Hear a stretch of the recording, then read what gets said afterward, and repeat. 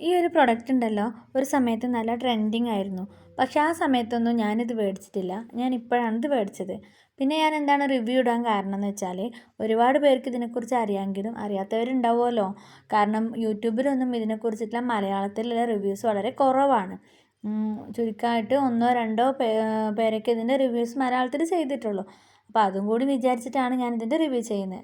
ഇതെന്താണെന്ന് വെച്ചാൽ ഒരു എയർ ഫ്രഷ്നറാണ്. നമുക്ക് റൂമിൽ, ബാത്റൂമിൽ, അതുപോലെ തന്നെ വാഷ് ബേസിന്, നമുക്ക് എവിടെ വേണമെങ്കിലും ഉപയോഗിക്കാൻ പറ്റിയ ഒരു എയർ ഫ്രഷ്നറാണ്. നമുക്ക് വാളിലാണെങ്കിലും അതുപോലെ ടൈലിലാണെങ്കിലും മിററിലൊക്കെ നമുക്കത് വെക്കാൻ പറ്റും. ഒരു ജെൽ ടൈപ്പിലുള്ള ഒരു എയർ ഫ്രഷ്നറാണ്. അത് മാത്രമല്ല അതൊരു സ്റ്റിക്ക് ആയിട്ട് ഇങ്ങനെ ഒട്ടിപ്പിടിച്ച് നിൽക്കില്ല, അങ്ങനത്തെ ഒരു ടൈപ്പും കൂടിയാണ്. 3 ഫ്രാഗ്രൻസിൽ വരുന്ന ഒരു കോംബോ ആയിട്ടാണ് ഞാൻ അത് മേടിച്ചത്. റെഡും ഗ്രീനും യെല്ലോയും, അതായത് ജാസ്മിനും റോസും ഒരു ലെമൺ അല്ലെങ്കിൽ ഓറഞ്ച് സ്മെല്ലൊക്കെ വരുന്ന അങ്ങനെ 3 എണ്ണമായിട്ടാണ് ഞാൻ ഇത് മേടിച്ചത്. ഇതൊരു സിറിഞ്ച് ടൈപ്പാണ്. അതായത് ഒരു സിറിഞ്ച് എങ്ങനെയാണോ വരുന്നത് ആ ഒരു മെത്തേഡിലാണ് ഇത് യൂസ് ചെയ്യണത്. നമ്മൾ ബാക്കിലൂടെ ഇങ്ങനെ സിറിഞ്ചിൽ പ്രസ് ചെയ്ത് കൊടുക്കില്ല, അതേപോലെ തന്നെയാണ് വരുന്നത്. ഞാൻ ആദ്യമൊന്ന് യൂസ് ചെയ്തപ്പോൾ എനിക്ക് ഫ്ലേവർ അത്ര പെർഫെക്റ്റ് ആയിട്ട് കിട്ടിയിരുന്നില്ല. പിന്നെ എനിക്ക് മോളാണ് അതൊക്കെ പറഞ്ഞ് കറക്റ്റ് ചെയ്ത് തന്നത്. അപ്പോൾ ആ റെഡാണ് ഒരു റോസിൻ്റെ റോസിൻ്റെ സ്മെല്ലിൽ വരുന്നത്.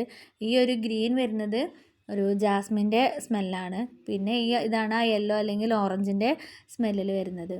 അപ്പോൾ ഞാനിത് മേടിച്ചത് മീഷോയിൽ നിന്നാണ്. ഞാൻ മേടിക്കുന്ന സമയത്ത് 228 രൂപ എങ്ങാനും ആയിരുന്നു ഇതിൻ്റെ റേറ്റ്. അതെനിക്കറിയില്ല, ഞാനിനി ക്യാഷ് ഓൺ ഡെലിവറി ആയിട്ട് ചെയ്തതുകൊണ്ടാണോ അങ്ങനെ റേറ്റ് കൂടിയതെന്നറിയില്ല. ഇപ്പോൾ എന്തായാലും ഒരു 190 ആ ഒരു റേറ്റിനൊക്കെ നമുക്ക് കിട്ടുന്നുണ്ട്. ഇതിൻ്റെ ഒരു കളറിൽ നിന്ന് തന്നെ നമുക്കൊരു 8, 9 ഫ്ലവർ വരെയൊക്കെ കിട്ടും.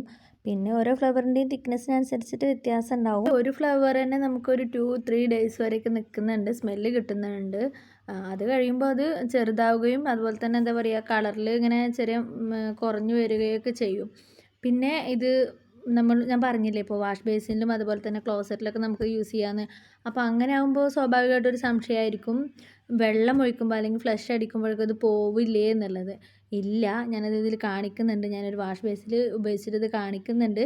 നമുക്ക് അങ്ങനെയൊന്നും വെള്ളം വരുമ്പോഴൊന്നും പോകുന്നില്ല. ഇനിയിപ്പോൾ നിങ്ങൾക്ക് ആർക്കെങ്കിലും ഇത് പർച്ചേസ് ചെയ്യണമെന്നുണ്ടെങ്കിൽ താഴെ ഞാൻ ഡിസ്ക്രിപ്ഷൻ ബോക്സിൽ ലിങ്ക് കൊടുക്കാം. അപ്പോൾ ആ ലിങ്ക് വഴി നിങ്ങളിത് പർച്ചേസ് ചെയ്യുകയാണെന്നുണ്ടെങ്കിൽ ചെറിയൊരു എമൗണ്ട് നിങ്ങൾക്ക് ഡിസ്കൗണ്ട് ആയിട്ട് ലഭിക്കുകയും ചെയ്യും.